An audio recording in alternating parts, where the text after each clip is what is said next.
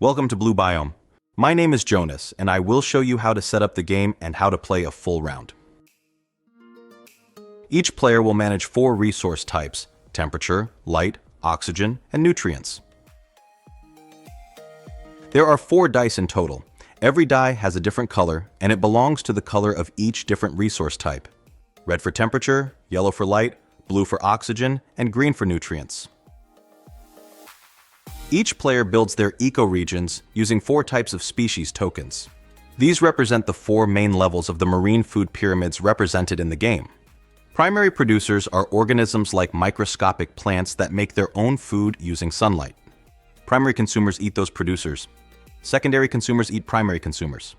And tertiary consumers are top predators that feed on other animals.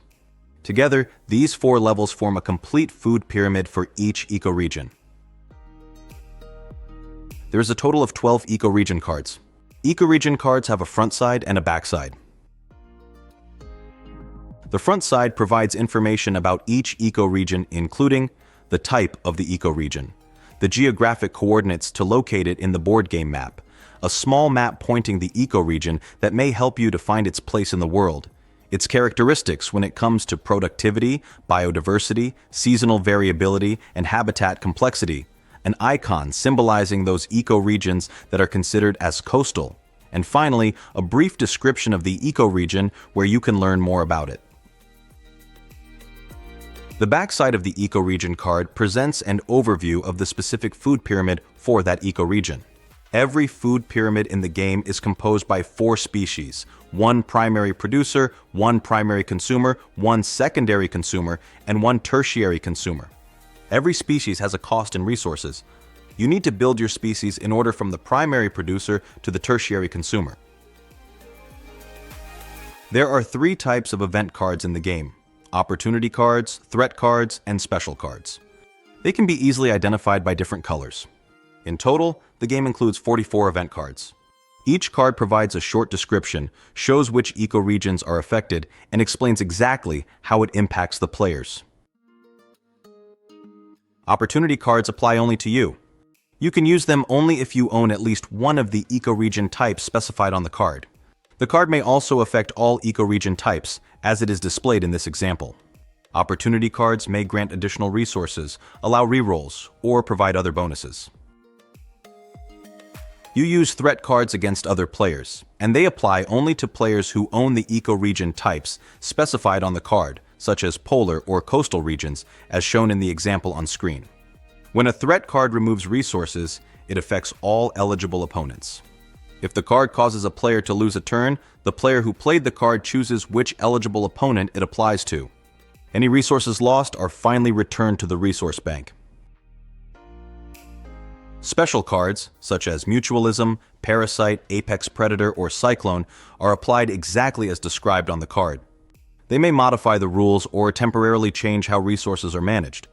If resources must be divided and cannot be split evenly, the player who owns the card decides how they are distributed. The game board features a world map with longitude shown along the horizontal axis and latitude along the vertical axis. It also includes a distance scale and a color bar that represents altitude and ocean depth. A wind rose is displayed as well, indicating the cardinal directions. Let's now take the example of the Mediterranean Sea. The location of this ecoregion is centered around the coordinates 40 degrees north and 6 degrees east. In the board, we will locate these coordinates across the vertical and horizontal axes. First, locate 40 degrees north on the vertical axis. Imagine drawing a horizontal line across the map at that latitude. Next, find 6 degrees east and imagine a vertical line running down from that longitude. Where the 2 lines intersect, that point represents the location of the ecoregion on the board. This is the location on the board where the player holding the Mediterranean Sea will stack their tokens. As they build species, they will place the different food pyramid levels here, forming their ecoregion. Now you know the setup. Let's play the game. Shuffle all 12 ecoregion cards and deal them into 3 piles of 4, 1 for each round. Everyone rolls a die, the highest roll starts as player 1, and play continues clockwise. There are 3 selection rounds. In each round, flip over a new pile of 4 ecoregion cards. Players choose 1 card per round using snake order. In each round, players may choose any available ecoregion card from the revealed pile.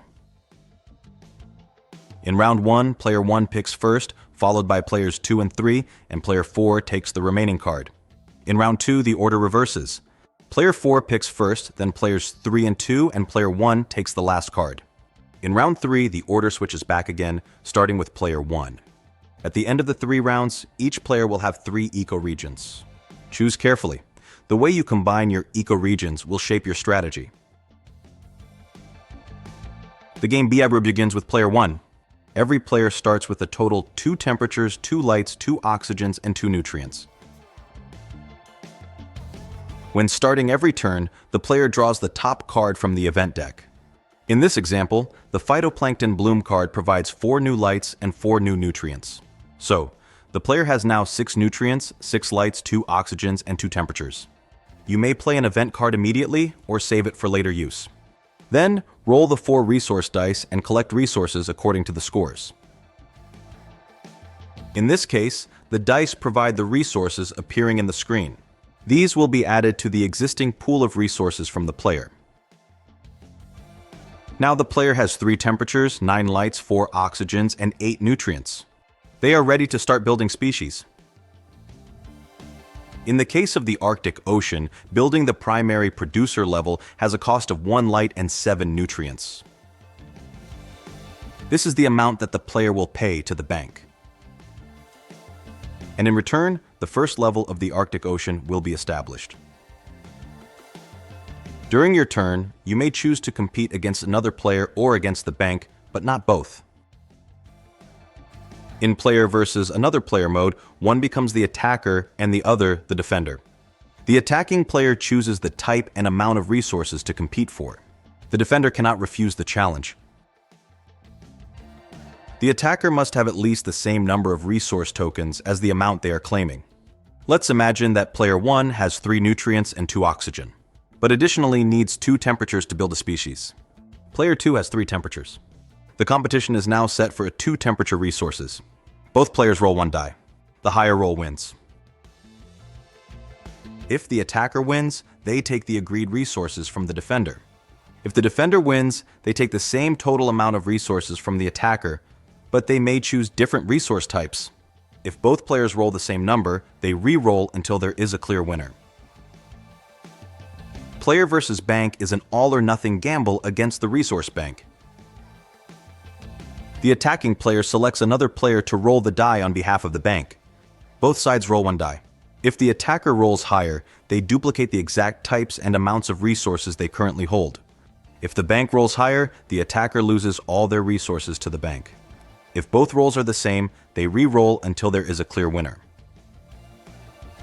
If the bank has no tokens of a requested resource, the active player must compete with another player who holds at least 1 of that resource. The player with the most of that resource must be challenged first. The first player that completes the 3 assigned ecoregions wins the round. Now it's your turn to play. You can also explore our free video gallery and additional resources to better understand the scientific principles behind the game.